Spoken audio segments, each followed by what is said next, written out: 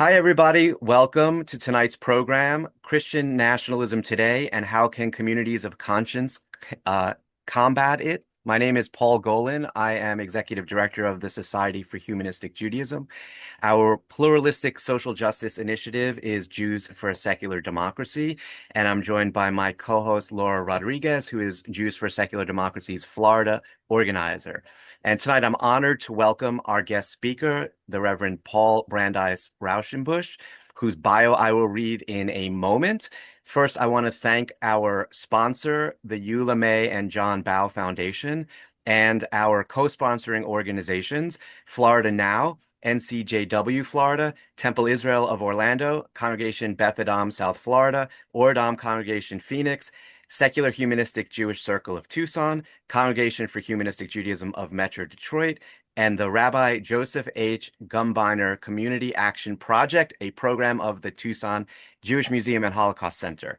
And you guys really need to get an acronym because that's the longest organization I know. One note of housekeeping, the attendees are here on a webinar, so we can't see you. You won't be on video, but if you have questions, please put it into the Q&A. We will have a person monitoring the chat, but it's more likely we'll see your question in the Q&A, and we will try to leave time at the end to get to as many questions as we can. So we are tonight hearing from the Reverend Paul Brandeis Raushenbush, who is President and CEO of Interfaith Alliance, an ordained Baptist minister. Reverend Rauchenbush is a longtime interfaith leader and renowned advocate for civil rights and religious freedom. He works with affiliates, networks, and leaders across the country to forge powerful alliances among people of diverse faiths and beliefs to build a resilient, inclusive, multi-faith democracy. He is a frequent commentator on national media outlets, including CNN and MSNBC, NPR, the New York Times, and many others. And he has published 2 books and contributed essays to several volumes on faith in public life. Reverend Rauchenbush also hosts the weekly podcast and radio show, The State of Belief, in partnership with Religion News Service. Notable guests who we love have included Representative Jamie Raskin, Catherine Stewart, Rabbi Sharon Brous, and the late, great Rob Reiner. So thank you so much for being here, Reverend Rauchenbush. Thank you for having me. I'm really, really happy and looking forward to this conversation. Great. So this is a mostly Jewish audience, and we can't help but notice the Brandeis in your name. Can you tell us a bit about your personal history and how it informs your work leading Interfaith Alliance, and also maybe get into what is the mission of Interfaith Alliance? Well, I am delighted to talk about my background, specifically because I just completed a biography of my grandmother, whose name was Elizabeth Brandeis. And she was one of the 2 daughters that Justice Louis D. Brandeis and Alice Goldmark Brandeis had. And she was an extraordinary woman. And I think that the mission and objectives of this group are very aligned with those of my family. They are I was raised very aware of my Jewish heritage and my Brandeis connection. In fact, my family still owns the Brandeis summer home that Louis owned, and where my father, when he was 3 months old. He has recently passed, but this was, it's been in the family now over 100 years. And he was 3 months old, and he was brought there and compared to his cousin, Alice, in a baby beauty contest, which he lost terribly. My family was is interfaith. My grandmother was an extraordinary woman. When the book will be published, I do have a publisher, and in the next couple of years, stay tuned because I will be coming to a city near you to talk about the great legacy of the Brandeis family and the progressive era, their beliefs, how they worked within a wider context. My grandmother she was work. She administered the first minimum wage law, which was in Washington, D.C. This was 1922, and she was, in this position of trying to enforce minimum wage when it was very, very, very new idea. And the Supreme Court ruled it unconstitutional. So she was like, well, okay, I'm very interested in the law and I'm very interested in economics. So I'll go out to Wisconsin, where a lot of those questions are being investigated. And there she met my grandfather, who was Walter Rauschenbush's son, Paul Rauchenbush, my namesake. Walter Rauschenbush was a very famous pastor who was also a progressive. And I know for a lot of people, this has been described as kind of a tragedy because Elizabeth Brandeis married Paul Rauschenbush, but in in the eyes of the Brandeis family, they were all very thrilled because of the way Rauschenbusch understood society and America and the quest for justice and the quest for equality. And I come from an interfaith background, very indebted to my Brandeis Jewish heritage. My closest cousins are amazing people who are Jewish and in, all that is to say that I have an interfaith heart. My father had one religious experience. As I asked him once, have you ever had a religious experience? He said, the only time I ever had a religious experience was seeing your mother under the Arc de Triomphe and knowing I was going to marry her. And my mother was a Protestant Christian.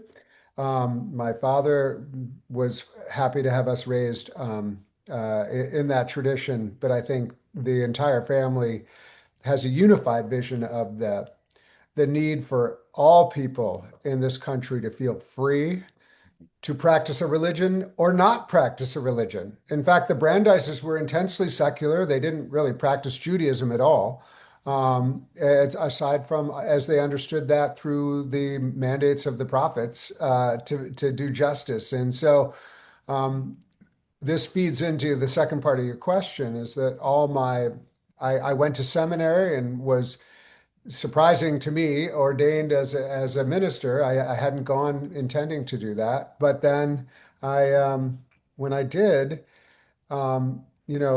since that time, I have always understood my work as with the lens of how my job was to make everybody's world better, and certainly never to preference Christian experience over any other tradition, including Judaism, but not only Judaism, all other people in this country who deserve every single right that I enjoy. And so Interfaith Alliance uh, stems out of that. And I really encourage everyone to get to know Interfaith Alliance as an ally to whatever you're doing in your local community, because we do have affiliates all around the country. One of the ways I think I'm here is Laura, who is connected to Interfaith Alliance's work in Florida, and we're so grateful for the relationship. I could blather on, but maybe I'll stop there. And if you want to ask me more specific questions, I can. But I'm very happy to be here. I'm very happy to be in relationship with everyone on this call. And Interfaith Alliance is eager to be in conversation with you. Thank you. So thank you so much, Paul. How would you define Christian nationalism, and how are we seeing it in practice right now at the national level? Yeah.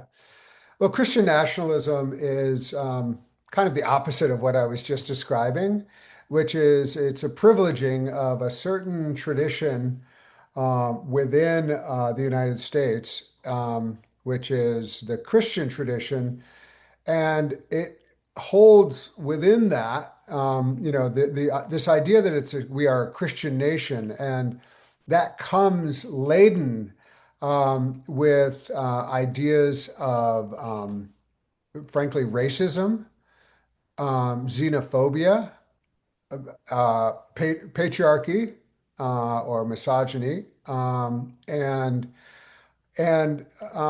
it's it's essentially a political movement that certainly uses the language and the rationale of religion to gain power and to exercise it over the rest of us. So they really do want to dictate to the rest of the people how, for instance, public education should look.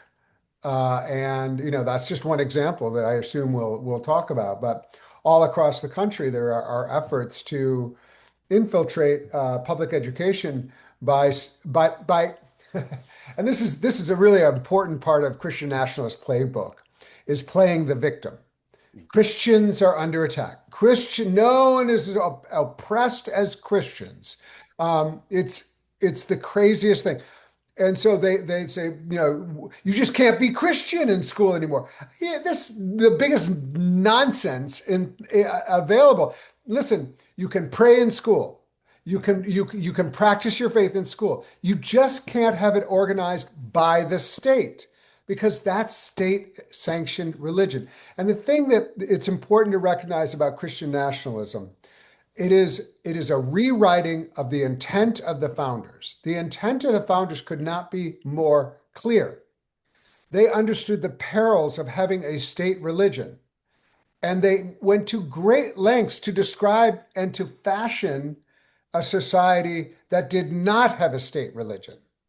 And so they're trying to rewrite history. They're trying to use Christianity, use religion as a way of gaining power. And I can talk about the various manifestations of it today if that's the next question. But it's really important to understand this is a power grab, using the language of Christianity, using the language of Christian nation, insisting that some people belong here more than others, which is a direct abrogation of what George Washington said to the Hebrew congregation in the late 1700s. He specifically wrote to the Hebrew congregation of Newport. If you don't know about that letter, this group especially should know about that letter, where he said, we no longer talk about tolerance of others.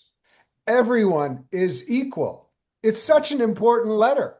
And it's compounded by the Treaty of Tripoli, which maybe less people know about, but this was an effort. This was a treaty that was with a Muslim nation, ratified unanimously by the US Senate in I think 1806 or something like that, around there, late 1700s, that has this preamble that says, as the United States is in no way founded as a Christian nation, we have no enmity towards Muslim nations. You see what I'm trying to get at here is that there is an effort right now, especially in 2020, Project 2025 was the backbone of that is Christian nationalism. And you are seeing it show up in every single policy that is being put forward right now. And Interfaith Alliance is combating it everywhere it is. It's a little whack-a-mole, but yeah. So tell me which direction you'd like me to go in now, because I can start Sure. enumerating. Yeah, no, I appreciate it. And I want to say that, as somebody who I'm actually in an interfaith household now, but I grew up in a Jewish household, in a Jewish kind of bubble in New York City. And I still am somewhat ignorant on the Christian world in America as far as different denominations. Baptist doesn't tell me anything necessarily about where people stand politically, right? Although Jewish doesn't either. So one of the things that we've kind of been trying to get at is an understanding of why Christian nationalism is not Christianity and how Christians who are not Christian nationalists understand Christianity, and how can we speak about it either just as Americans in general or Jews or secular people, Because I think there was a fear, certainly in the Jewish community, when we launched this initiative, it's now almost 6 years ago, and I did a Google search of just the Jewish Forward newspaper's website, and they barely mention Christian nationalism. Today, there are hundreds of entries, and so they've gotten over it. But just 5 years ago, there was a real concern about Jews even naming Christian nationalism, lest we be confused for taking on Christianity. So on the one hand, it's so important and helpful, and I feel really thankful that Christians are taking on Christian nationalism. But can you help us kind of be able to talk about and understand what the difference is and how it's not all of Christianity? Yeah, I mean it's tricky because what I am very hesitant to do is say real Christians aren't Christian nationalists because it kind of exonerates me in a way that I don't really want to be totally exonerated. Like they are, and I'm a white Christian man. Like I have lots of privileges, and so I'm not like I think there's a very logical and understandable instinct among, Christians like myself to say that's not us. We're the good, we're the good Christians. But it's also like just there is this history in America of Christian nationalism from the beginning, attempting to exert dominance, and we can't pretend like, that has nothing to do with me. But I will say, like, if you meet someone who says this is a Christian nation and therefore Christians get to decide policy more than others, or Christian symbols get to be in a church or get to be in a public space more than others, what you're dealing with is not someone who's really trying to follow the gospel. What they're trying to do is exert power and authority over the rest of the population. And and that's a good litmus test. If people are trying to use the faith to say we are inherently belong more than you, Mhm. that's a Christian nationalist instinct, and it's not rooted in Christianity, which actually has nothing to say about nations. Or, it was never meant to be a national endeavor, it wasn't supposed to build that kind of nation. So that's one thing. I think to I think it's very important for especially because a lot there's I think there's an effort among Christian nationalists now to say, okay, there are also the good Jews who are now part of our Judeo-Christian identity, and they get to be honorary guests. And we want them to be like, part of what we're trying to do, which is get rid of all the bad guys, and these are the good Jews and the real Christians are going to make the decisions about America for the rest of the atheists and the rest of the communists, and they would include me that in that last category.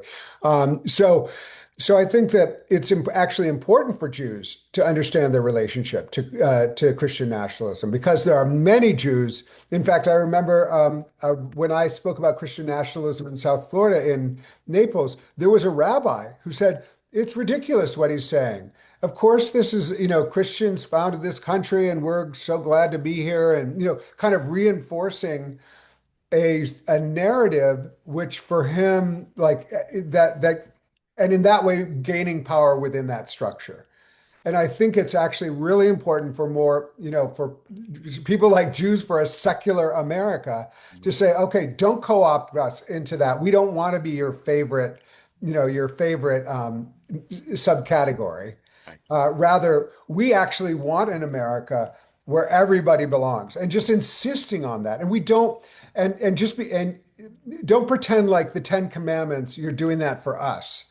Because actually, you're using a version that we don't use. You're using a translation that we don't follow, and essentially, it's idolatrous. I mean, my big thing about all of that is like, you really want to outsource religious instruction that is that important to the schools, and say we want you to reinforce religious values. I just think that's crazy. I think so as a Baptist minister and as with two kids in public schools, I'm always like, why would I want you to do that? I want people to learn about religion, all religion in schools. I think that's a great endeavor and we can learn from each other.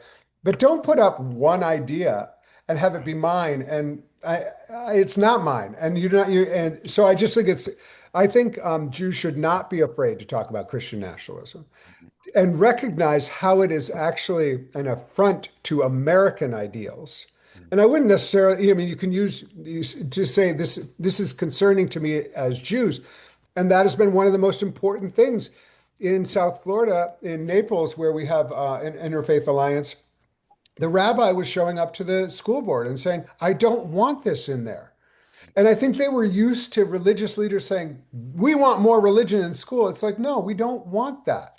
We want people everyone to feel comfortable in school. So I think I understand. And actually, it was very interesting when I got to Interfaith Alliance. Jewish members of my board were like, we don't want to say Christian nationalists because we don't want to offend Christians. And I'm like, dude, like, and they were Yeah, that's what lecturing we've me, heard. not lecturing, but really from a good place. Like, we don't want you this to feel anti-Christian. I'm like, Yeah, this is not anti-Christian. Taking on Christian nationalism is not anti-Christian. That's the most Christian thing I can do. So you're helping me be a better Christian by taking on Christian nationalism. that's You're great. helping And there all. was a poll recently about how many people have actually even heard the phrase, and many Americans have never even heard the phrase Christian nationalism. So I think that's part of the fear is that they think we're anti-Christian. Yeah, well, Right. I think it's important. Like even tonight, I was at a rally, and I said because I was talking about ICE and the Department of Homeland Security using because what they're doing is they're using biblical verses to reinforce the tactics of ICE that is are attacking communities. Yeah. That's an example of Christian nationalism. Right. Using for the DHS Yeah. to use religious and I don't care if they're from the Hebrew Bible. That doesn't make it Jewish, by the way. You know that this is Christian nationalism. They're using it to say, and they're saying like, and they're using it for violence. They're using it to legitimize and sanctify the attack on minority communities Right. and vulnerable communities and non-Christian communities, especially, and Black communities, brown communities, and that is it's just so important for us not to shy away from criticizing that, Right. to not let them play the victim card, which is Right. actually what this administration is really doing, is Right. saying Christians are the most oppressed group in America, and finally someone is going to stand up for them. This is like Ah, anyway, Yeah. it's just so crazy. It's so crazy. And so I'm going to stop there because now Well, I really I'm ranting. appreciate. I I'm appreciate. ranting. It's Yeah. okay. No, I no, am please. ranting. No, it's No, we're fine. happy. We're happy to hear it and appreciative of it. And I'm so glad you also mentioned that phrase Judeo-Christian because that's another thing. I remember I got lucky enough to be sitting across from a congressman who I admire very much and very much is progressive. But when I mentioned this phrase Judeo-Christian, he said, "Well, what's wrong with that? That's inclusive." And first of all, it's not inclusive to Muslims or Hindus or atheists, and there's lots of people it excludes just in its name. But I said one thing they're doing is, cherry picking from the Hebrew Bible, things like, the anti-gay uh, pieces in Leviticus, and claiming that that's Judeo-Christian, where the overwhelming majority of Jews in America support gay marriage.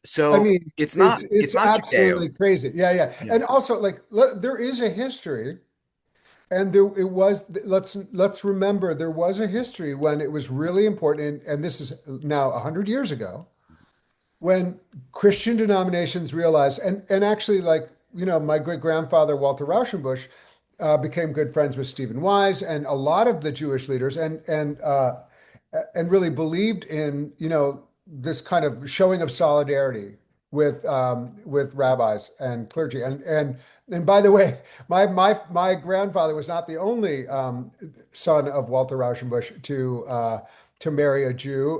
One of his other sons married Esther, whose last name is Rauchenbush, who was the first woman president of Sarah Lawrence, and there's an Esther Rauschenbusch library there. And so there was a very, I mean, clear effort on the part of some progressive Protestant clergy, especially, and religious communities, to make common cause with Jewish. And so there was some idea that Judeo-Christian became an inclusive term and was welcoming. Right. Now it has been, I mean, we're so far beyond that now. Like we're not staying in the 1920s for our information. We've had a lot of like immigration since then, after lots of immigration shut down through laws. So we've had lots of, and so we don't want that term anymore because it isn't inclusive. It doesn't represent what we actually see in America post 1965. Even, when the anti-exclusion discrimination against South Asia was lifted. And, we just have a lot more. So I think it's okay to recognize that term has gone through evolution, but to understand how it's used now. And let's just, just to kind of bring it back into this present moment of Christian nationalism, we have a Religious Freedom Commission established by Donald Trump and Pam Bondi, really. It is entirely right-wing Christians and one Jew, Orthodox Jew. And that's the entirety of the Religious Freedom Commission in America. Imagine. I mean, I think it takes like incredible lack of awareness, not even to try, because there's lots of conservative Muslims you could have had on that commission, or there's other people you could have, but they so believe in that religious freedom is really meant for Christians right now, and a specific set of Christians. I'm not the person they're thinking of. Right. What they're thinking of, it really is code for I can say no to gay people. I mean, that's like one of the most important. I mean, if you break it down, it's like, we don't want abortion. We don't want gay people. We don't want religious. We want to be able to be free to discriminate. Right. And they know that if it was just a straight vote, they would lose. So they're taking power in lots of other ways. Laura, you wanna get to I'm Florida? So sorry. Yeah, I'm gonna thank you so much. I hope I'm not taking this too much on. No. I want to go back to your comment about Christian nationalists, playing the victim, Yeah. and using, and also in the public schools. Yeah. So here in Florida, they did pass the school chaplain thing, issue. There's this year now, while there's already policies in place where, you can pray on the football field, you can pray in the morning, whatever, at school. Now they want to make this an actual constitutional amendment to the Florida Constitution, saying that students, school personnel, etc., can include their religious beliefs in their homework, in their essays. They can, during a prescribed time in the morning, pray however they like. I mean, many of us know that that's them playing the victim, and it means that they can pray the way they want to pray. But when we see something like that, how do we read between the lines? Well, we were very active in the school chaplains bill when it first emerged in Texas. It was first passed in Texas. And for those who don't know, school chaplain bills are basically you can get rid of a actual trained counselor in your school who will help your child. And you can admit basically a completely untrained um, uh, chaplain, quote unquote, who will fulfill that role supposedly. Now, to say a little bit about these chaplains, this was promoted by a staunchly and extremely evangelical movement to get religious leaders in public schools And they are not trained actually as chaplain. I was trained as a chaplain. I was a chaplain at Princeton University. I was a chaplain in a hospital. I know what being chaplain is. These are not chaplains. They can get it. All they have to do is pay a certain amount of money, which is not a small amount. They get credentialed as this kind of chaplain. They can go into these schools. There is no prohibition against proselytizing. And they have a specific program to get students to start proselytizing one another. This is just Christian expansionism into public schools. And the thing is that I think the way we approach this in Florida, sorry, in Texas, which I do think is important for us to mention, is that we got every religious leader and every real chaplain in Texas to sign on to our petition, which eventually amounted to thousands of people signed on to our petition saying we don't approve of this. We don't want this to happen in our schools. And we got the headline that we wanted. Now, this might feel different for your group, but for us, it was religious groups oppose chaplain bill because it's bad for religion and it's bad for schools. And so I think that was instructive. And it's one way to fight this is say, this is bad for the religion of our students because it's imposing something upon our students without parent consent. And I think that's the other thing. These are the same people who talk a lot about parent rights. And yet they're putting people in their school who are going to tell them about religion and subvert their own religious upbringing of their children. So it goes against all of those ideals. And the truth is any faculty person, anybody, they can pray. They just the outrage of what happened with the Supreme Court in the Kennedy case, which was the football player, who basically was holding these prayer sessions on the field. And they were like, well, you don't have to join. I played sports in high school and in college. You don't not go where the coach is. And this guy is praying, and it's religious coercion. And I think we have to use words like that. It's religious coercion of our young people. And stop pretending like this is nice. They're not thinking nice. They're not playing nice. And we can't play nice with them. But we have to use the language that is American.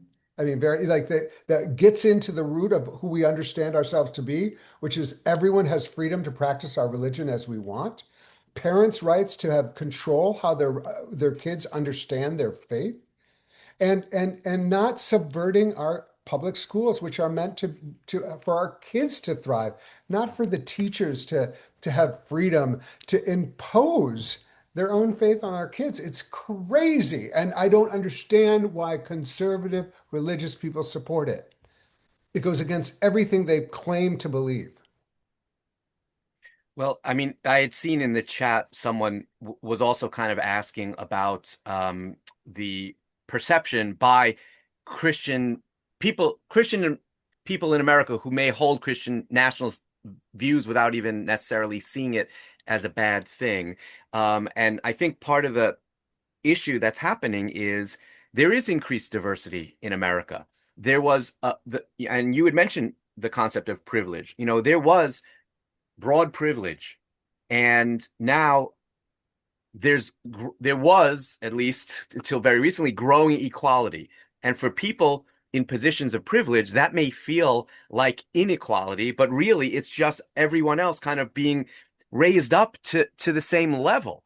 And I feel like that is driving a lot of the response is authoritarianism. And so they're infusing their authoritarianism with Christianity to give it a cover of a friendlier kind of fascism. But that to me is part of the mixture that's driving this. And they can see the same numbers that we can as far as how many Christians there are in America, which is still the majority, but not where it was 20 or 30 years ago. And the corollary is the rise of what the Pew Foundation describes as the nones, N-O-N-E-S, people who are not affiliated with any religion.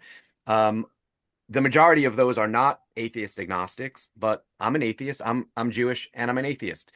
Where does people of no faith, humanists, fit into Interfaith Alliance? And I am really concerned that we can't win this without liberal-minded people of both faith and conscience, secular and religious, coming together. What are the kind of stumbling blocks to bringing us together? Because I often hear the phrase interfaith in other contexts and don't feel like I'm included as somebody who doesn't profess a faith. Yeah, well, we are very clear. I mean, we try to thread this needle really well. We use phrases like diverse faiths and beliefs. Which that so if you look at the mission statement of Interfaith Alliance, we've really tried to make room for humanists and atheists. We have working relationships with the American Atheist Society, the American Humanist Society, the secular American Secular. We we they are certainly part of our collaboration, and we're actually about to launch a humanism and religious freedom page on our website, Right. in collaboration with the Humanist Society. And so there's a need to make sure that humanists feel welcomed. I mean, much of my friend network and family network is included in that. Are not necessarily religious people or more kind of amorphous in their beliefs. And so I think we try very hard to make sure that the goals of our organization are inclusive of everyone. One of the questions for the it does that comes up is to what degree are secular humanists or the American atheists, or to what degree are they organized Mhm. and Right. mobilizable? The thing about religion in some ways is that there are organizers. So when the American humanists, they put out their reports, and it's Yeah. really important. Yeah. And yet there's not really a call to action behind it, because there's not the millions of secularists who are organized under the banner of. And Right. so as a group that's trying to figure out how we can exert power to make sure that our government is hospitable to people of all beliefs and faiths. I think one of the ongoing questions, I just, in some ways, this is not a gentle challenge, but it's an invitation. Like, what is the mobilizing power of American atheists? And that's like, but at the same time, the important thing that I want to convey is that for me, I honestly believe that my best way to eventually have rights in this country as a Christian are for atheists to have exactly the same rights. Like, that's the way that Christianity can best thrive, is that there is no preference for religion. Um, and and so that feels important for me to say. I'm also gay. And so I have lots of ways in which the way religion is wielded is attempted to be harmful to my family. People are using religion. So I am very kind of acutely aware of the power of religion, to do damage to other communities. And so the best way that I can do to the Interfaith Alliance really is trying to forge a path forward. And many of our staff are not religious. They're all sorts of things. Some of them are, some of them aren't. That's not like a litmus test for us. Is to create truly a vision of America, which we think is the most patriotic and true to American values, where all people from diverse faiths and beliefs can thrive alongside one another, with mutual respect, and in which no one gets to prescribe to the others what is correct and the way to live. Yeah. We do have a secular coalition for America that brings these groups together, and the phrase we often use is herding cats. We are herding cats. In human, Listen, I'm a bad, I mean, like, I totally appreciate that. I think, what we try to do is really, but I herd cats for a living, but I do feel like creating a common cause right, and a common goal and something that everyone can gravitate towards. It's not like, and to recognize that we will all benefit if we can defeat Christian nationalism. And by the way, this is a real fight right now. It's not at all assured we're going to win. right. Oh yeah, You yeah, know, I mean, like, and Donald and Donald Trump he put that to the hardcore, hard right evangelical community, the Christian nationalist community. He said, if you don't elect me, there's no future for you. Mhm. And he said, if you do elect me, you'll never have to elect me again. These are quotes. I'm not making this up. No, I You remember remember. it. You Yeah, of remember it. And course. so this is like the Christian right has a sense of itself as an existential threat. Right. And by that they mean they will not be allowed to dictate to the rest of us how to live. And in that way, they are right. We are in a battle to make sure that not happen. And the way Interfaith Alliance was founded, in fact, was specifically to counteract in 1994, specifically to counteract the oversized power of the Christian Coalition, Pat Robertson, Ralph Reed, Jerry Falwell. We felt like there needed to be another voice out there, and that's what we've been doing for the last now 31 or 32 years. We will take some questions from the Q&A if people want to type it in. Do you remember someone's asking about the letter that you referenced? It was it Tunisia or No, Treaty of Tripoli. Treaty of Tripoli, right? Yeah, I can. There was the George Washington letter. Oh Right. yeah, well that is That was the Newport yeah, I can I synagogue. can uh I can I think it Treaty of Tripoli. Yeah. Um, and I will have to ask this question from the chat because I have a great answer for it, is what organizations can we support and fund that fight against Christian nationalism? So obviously, Interfaith Alliance, Jews for Yes. Secular Yeah, well, I Democracy, mean for right? real. Like this is here I'm just going to put what I just put it into Google, Treaty of Tripoli, Uh-huh. and they came back with this. It might be too long. Yeah, it's too long. But yeah, the George Washington letter, and if you just type in Treaty of Tripoli, it was Yeah. ratified in 1797. I was within a decade, so not bad. And I think it's worth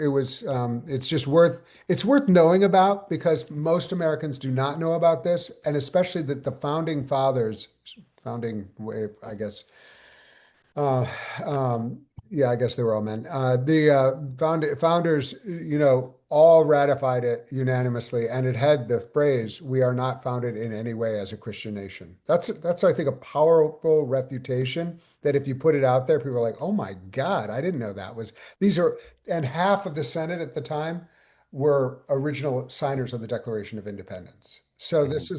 this was done with full understanding of what they had done. And we quote the Washington letter pretty frequently, and folks should go read that too because it's beautiful. And one of the things I love Absolutely. is that, then two different Jewish congregations sued each other over it. So it's like a perfect Jewish story on multiple levels, but that there was a lawsuit about it as well. But anyway, one question that is being asked in a couple of different ways is, what can we do about it? Obviously, we've talked a bit about what you are doing, but like, what do you see coming around the corner for this coming midterm election Yeah. year? What should people be doing? Get active in this year. This is going to be a make or break year. And it just matters that you show up in whatever avenue you have to show up. We are going to be, part of what we're doing this year is we're training up. We're, the goal is to train 100,000 people in nonviolent resistance and just showing up on the streets. We have to make sure that we have elections. We have to make sure protect democracy. Showing up to local elections, show up to your school board, show up in every way and say, this is not representing us. What you're doing. It's so important because the silent is taken as consent. And it is very necessary that people who don't want this kind of future for our country, where, I mean, there's just there's a very scary vision that's driving. I mean, Pete Hegseth. We have Christian nationalists at the very highest levels of government. I mean, I think you can describe J.D. Vance as a Christian nationalist right now. I think you could definitely Speaker Johnson is a Christian nationalist. Pete Hegseth is beyond a Christian nationalist. He has a crusade. He's a crusade cross on his tattooed on him. He is holding Christian worship at the Pentagon, and they're this is like such dangerous stuff. All of what they're doing right now should be understood through that lens. And so showing up, saying no, saying actually I don't agree with this, especially I think again, the Jews to say this doesn't represent me is really important because otherwise it's kind of like, oh, come on, we don't mean you. And until they do mean you. And actually, they kind of do mean you, unless you really bend the knee. The person who's not a Christian nationalist, aside from everything he does, is the person who has no convictions at all, aside from power, which is Donald Trump. Yep. He doesn't have any convictions. He's not a believer like, Speaker Johnson or Hegseth. He doesn't believe in anything aside from his own power. He even said that, like, I am not constrained by any constraints internationally aside from my own mind. Right. His own moral integrity. Yeah, well, and his own moral integrity. What could that mean? What are you talking about, dude? And Yeah. so, like, so I just think, and find organizations. I'm saying showing up as if it's an individual thing. It's so important. Interfaith Alliance is very organized in Florida, but it's organized in a lot of the cities where I see you are. It's not the only one. There's great Jewish organizing that's happening. Secular, but also through the RAC, through NCJW. yeah, NCJW. Stop that. Yeah, no, I mean, there's lots of ways to, Trua. Trua is amazing. Jewish Council for Public Affairs, amazing. And Yeah. the other thing I'll say, which is a little bit of a difficult introduction of something a little difficult, but Christian nationalism thrives on Jews and Muslims distrusting one another and feeling like there's no way they can ever talk. And one of the most important things that Interfaith Alliance did this year was help provide a container for major, some of the most important progressive Jewish organizations and Muslim organizations to spend months and months and months talking to one another, building trust, which resulted in an event on the Hill where Jewish and Muslim, the head of the MPAC, the Muslim Public Affairs Council, and Jewish Public Affairs Council sat together and said, we do not agree on what's happening in the Middle East. And yet we refuse to be pitted against each other so that people will exploit our distrust, exploit our fear of one another in order to gain power and And this was so powerful. And Jamie Raskin came, and Representative Simon, who's a Muslim freshman from California, came.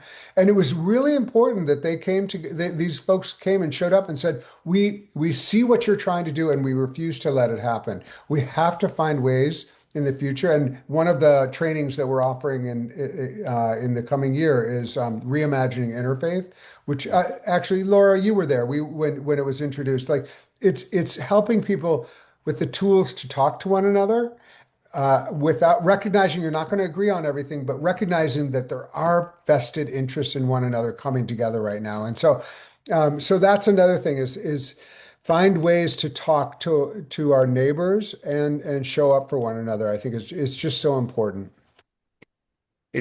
You're making so many great points. One of them is just, how much is fear driven? And when like what I'm seeing in the Jewish community, and our community is really tearing itself apart over Israel, Palestine, but also just the anti-Semitism that's happening in Yeah. the US, which is very real. And also, um, anti-Semitism is being weaponized by Christian nationalists. And you had mentioned Project 2025. They put out a corollary, which is luckily much shorter and easier to read, but it's still awful, which they called Project Esther.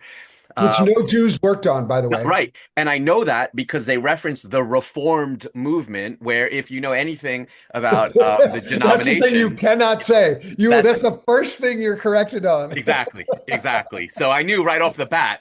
But they actually name Jews that they included, like Bernie Sanders and of course George Soros, as part of this Hamas support network that they are now going to use the entire federal government to go after. But really, what it is an excuse to go after anybody that they want to go after. So Yeah, and it's so frustrating, and and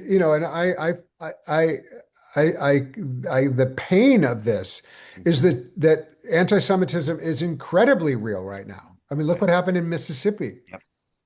and some random horrible kid who's had his mind corrupted. Yep. I don't know how, sets fire to a Yeah. synagogue, one of the most important, iconic synagogues in American landscape, and so this is real. It's real. I mean, and that's the thing that we should all agree on. Yeah. But figuring out ways to counteract it while not like creating more division and more like suspicion and finding ways to talk to one another. I think Braver Angels was mentioned. Interfaith America. It's not. I was the person who was guilty of the sin of changing Interfaith Youth Corps' name to Interfaith America, and now I'm at Interfaith Alliance, and I wish I hadn't done it. But anyway, they do great work. There's lots of good work being done, and I just encourage people to find ways to continue to knit together your communities, and find a local group that can help you show up and be a voice. But do not be afraid to name Christian nationalism. It is not an attack on Christianity. It is identifying how Christianity is being manipulated in a quest for power. And that's it. And so say, I want everybody. I say this at every talk I give, and I'll say it to you, even though it doesn't apply to most people on this call.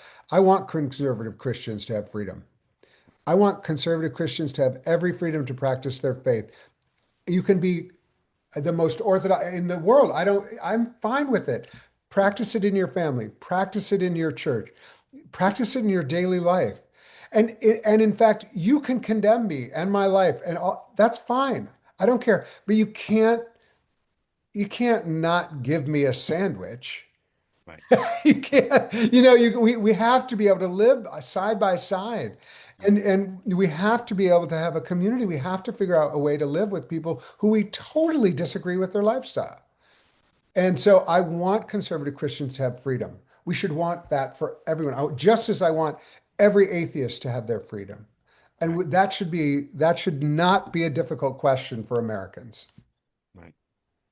Do you have one more question, Laura, in the queue? I just want to say, Robin, practice your faith, but don't shove it down my throat.